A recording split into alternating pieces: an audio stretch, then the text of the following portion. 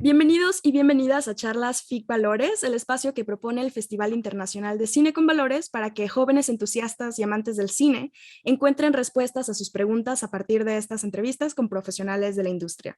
Hoy es un día muy especial porque nos acompaña un gran director. TC Christenssen es un director, cinematógrafo y guionista, mejor conocido por su trabajo relacionado con la Iglesia de Jesucristo de los Santos de los Últimos Días. Tiene créditos en más de 50 películas y su película más reciente, El Predicador, Luchador, estará en esta edición número 18 del FIC Valores, así que no se la pueden perder.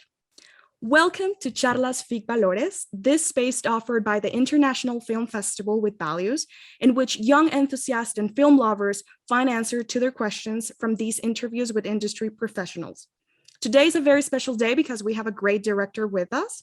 C. Christenssen is a director, film photographer, and screenwriter, best known for his work related to the Church of Jesus Christ of the Latter-day Saints. He has credits in over 50 films. His latest film, The Fighting Preacher, will be in this 18th edition of FIC Valores, so be sure not to miss that.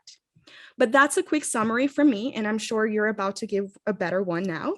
So, Mr. Christenssen, for the people listening and watching at home, who are you today? Well, I really have had mainly my career has been as a director of photography. I started in junior high. I decided in the 8th grade that I was going to do something in movies. I didn't know what, just trying to figure it out. And really, I've been the director of photography, but about 12 years ago, I decided, I've got a lot of stories that I would like to tell. And so I started making my own films that I write and direct and so forth. And so far we've made 5 of those, and The Cokeville Miracle is the 3rd in that series of films. And well, one of the questions was, how did you decide to become a director? But as you were saying, do you consider yourself as a natural storyteller? I would not say I'm a natural storyteller. I want to be a storyteller, and I've worked hard to try to become a storyteller, because that really is the most important thing. And I realized early on that writing is the hardest thing and it's the most rewarding thing. A filmmaker has to make the biggest decision is, what am I going to do? What is the project? And I've known quite a few friends and others, I think, who I don't think are very good at choosing a project. The project has no magic to it. It has no insight. It's not that entertaining. And I'm not saying that I'm the greatest either, but I really put a lot of effort into deciding, is this worth me spending a year and a half of my life on? Right. And I think that it's easily perceived when watching your films. So the next question would be, for the people who is about to see the film and we want to invite them, what's The Fighting Preacher about? The Fighting Preacher is a fish out of water story. And it is a man and his wife who has been sent to a small town, and the town doesn't want them there. And that's just kind of a great normal human story, that they're up against the entire town. Most films have an antagonist. This film, the antagonist is the entire town. They did not want this couple there, and they had to learn how to get along with each other. And I think by the end of the film, you would see that they figured a few things out and really made a difference. It's a true story. All of this really happened. And I don't really take very much uh, in the way of making up things in my films. It's pretty much what happened. What are the challenges that you face when you're making a real life story? Well, people don't live their lives like a movie. So, as we're talking about story and how important it is, um, I have to be able to go in and, you don't, it's a true story, but I don't know dialogue. I have to make up dialogue, so forth. And I have to get the film in a way of telling it that I think that will relate to audiences. And this is a story that someone sent me the book, oh, 10 years before. And I read the book and I thought, that's a good story, but I don't know what to do with it. And I put it away, put it on the shelf. And about 5 years later, people just kept saying to me, you need to read that book. You got to make it something. That's a great film. Well, that's an indicator. That shows that people are responding to something about that story. So I dug the book out, read it again, and I felt the same way. I didn't know what to do. I didn't know how to tell it in a way that I thought would touch people's hearts. And then I wasn't even thinking about it. I was just kind of one day doing something else, and I had like, hey, what if I on that film, what if I do this and I swap this with that? And all of a sudden it made sense to me. And so then I took off on writing the script.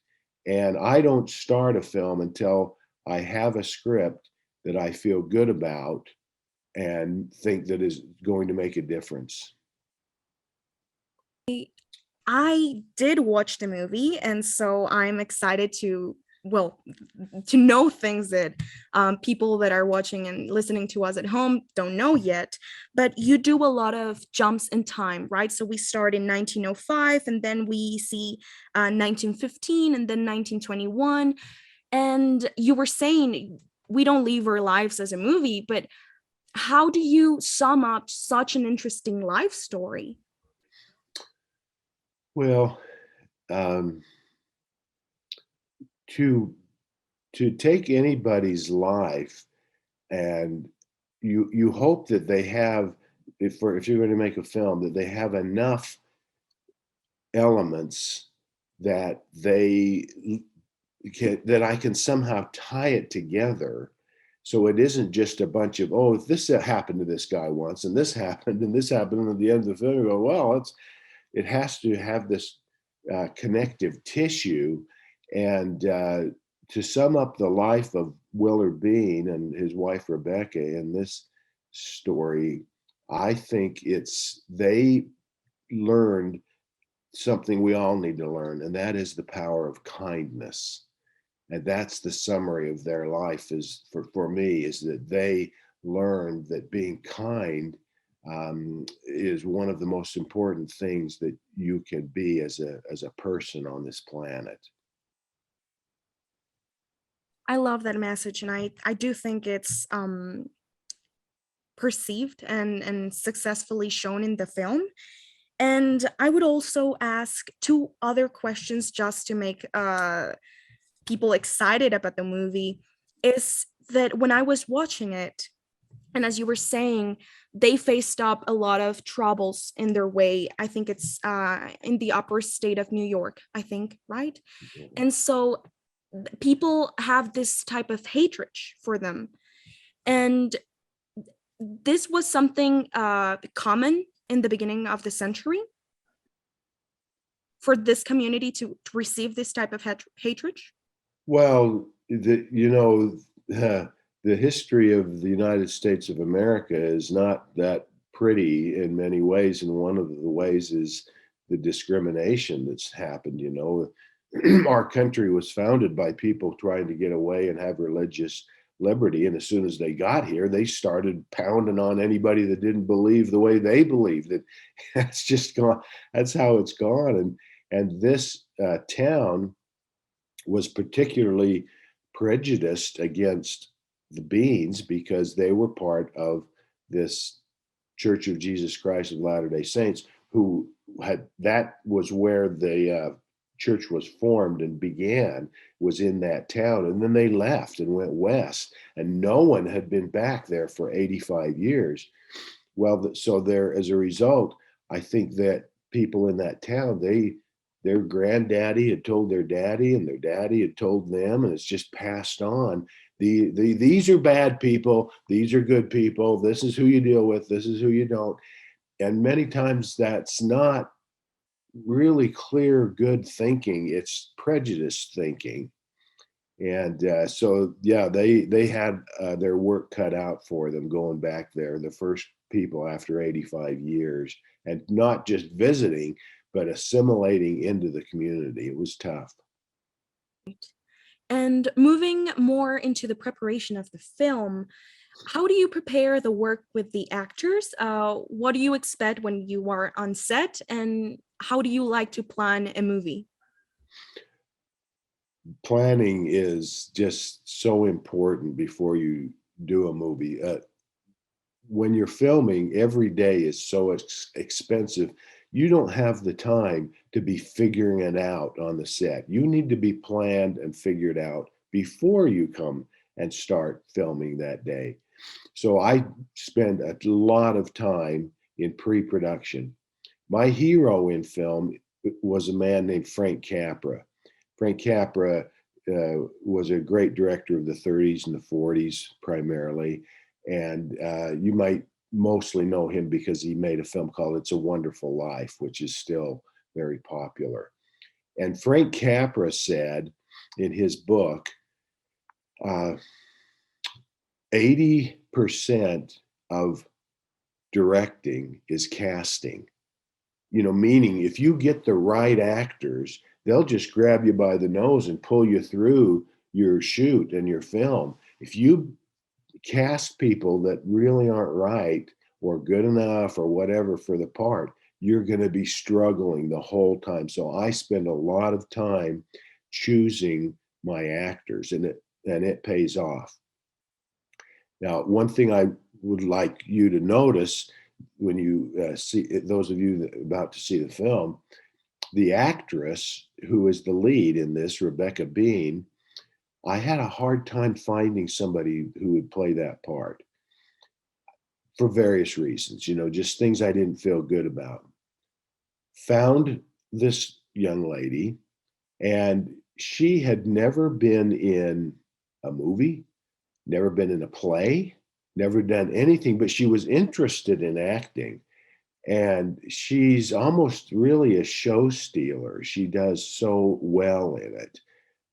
And boy, I tell you, sometimes that's just luck. You get somebody, you're rolling the dice and thinking, boy, is this going to work or not? I don't know. I've never worked with her, never seen her.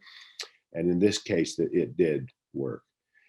Anyway, when I get to the set, I have the day planned out and know where I have to be at what time during the day. And then it's a machine. And we just try to go through and get all of the shots. I have worked on many films where at the end of the day, the director is very disappointed because they didn't get a percentage of what they wanted to get that day.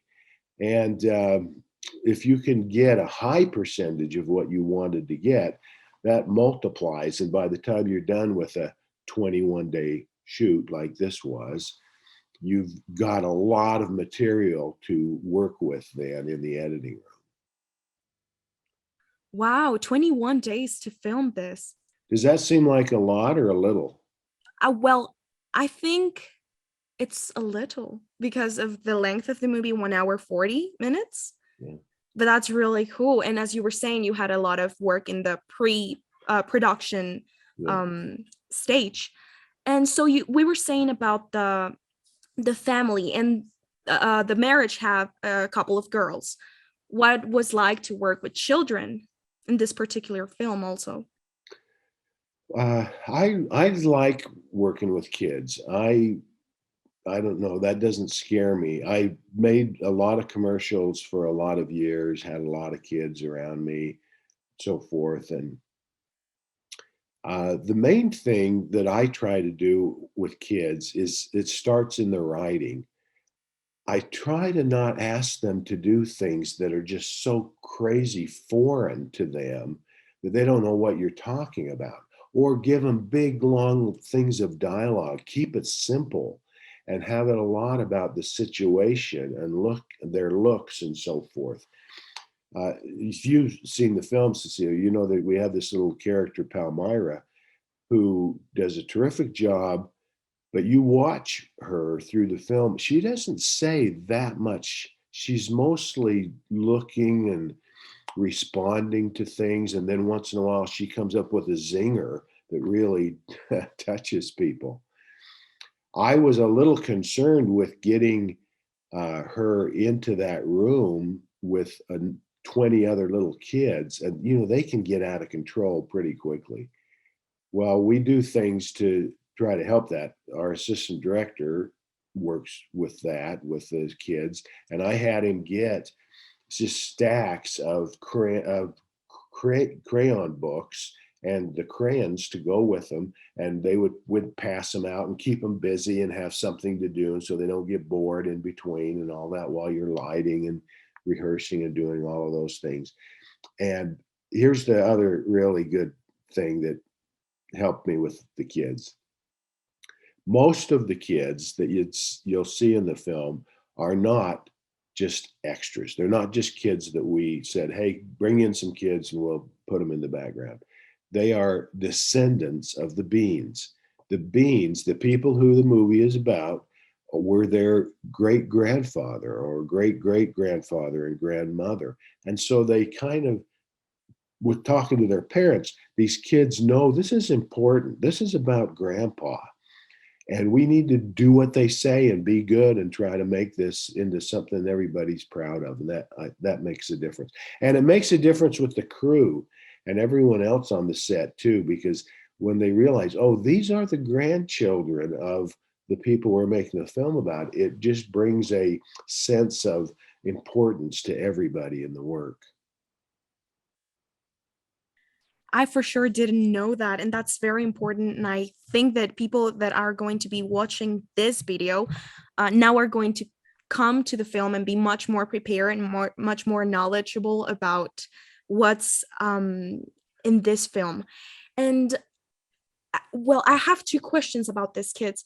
First, when you were writing the film, did you send a type of, I don't know, notification to the community saying that you were going to tell the story about the Beans, and then they responded that they wanted to be part of, or how did this kids came into the scenario? Well, there's a few ways that the casting happens. One is that I just go to the agencies, the talent agencies, and say, I need a child between 8 and 10, boy, girl, all this kind of information. Then also, I've done this in this community for a lot of years, and so I know a lot of the actors.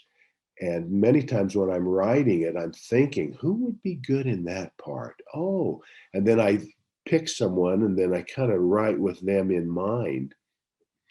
Then also, we just went to the family. It was a grandson of Willard and Rebecca Bean, and said, do you have family that would want to be in this? And then they took it from there, and it spread out, and they got us, kids and grandkids and cousins and all that kind of stuff that then we bring in, and it ends up being a very full cast of very good actors. For sure. And I also think when I'm hearing you, I'm imagining that it might have been a very emotional um just a very emotional time of their lives, because the parts that they're playing, as we were saying earlier, is that they have to be this community that is against their own, grandfathers and their own family in the past. And so was there any type of like psychological support, or someone who's taking care of these kids, dealing with their emotional um things that came, or it was they were doing fine and they didn't need any help? No, the kids, they were mostly around when they are the ones being mean to Palmyra, the young girl. And, I would take a minute and explain this really did happen and it shouldn't have happened. That's not good. And if you see it in your schools, you should stand up against it or tell teachers or whatever, because this is bullying. This is not something that should be happening. And so they have a basis like that, but they get it. And I think because it's a true story, they they don't feel manipulated. They know that okay, this little girl really was shunned, and we're going to act like we don't like her, but the reality is that's not a good thing. Awesome. And our last question would be, what do you think the cinema of the Church of Jesus Christ of the Latter-day Saints offers to the film community? Well, let me make a point and say that even though I am a member of the Church of Jesus Christ of Latter-day Saints, this film is not supported, or it's not their film, it's my film. I just did it on my own. The church does do some films that they create and send out into the world. But I'm sorry, what was it you're asking? What about those films? What is the thing that they are offering to the film community? Oh, okay. Well, one of the tenets, one of the things that members of this church believe is that if there's something virtuous, lovely, or of good report, we seek after those things. Well, me as a member, and I think the church itself, they just were trying to be an influence for good and send out stories that touch lives and make people want to do better, and maybe evaluate their own life and stand and think if maybe I not that good in this certain aspect of my life, and here's an emotional time that I've had watching this film. I want to be more like those people. Well, thank you, Mr. Christenssen, Mr. TC Christenssen, for sharing your time with us. We are very excited to see what's next, and we wish you success in all your future projects. Is there anything else you would like to add in this interview for those who are about to see the film? Uh, I want to say that I think this is great. You're doing this festival, and I hope that you are successful as a film festival, and this continues and gets bigger and bigger, and has a good effect on the world. That's all good for all of us. Thanks, Cecilia. Thanks for having me. Thank you, TC Christensen.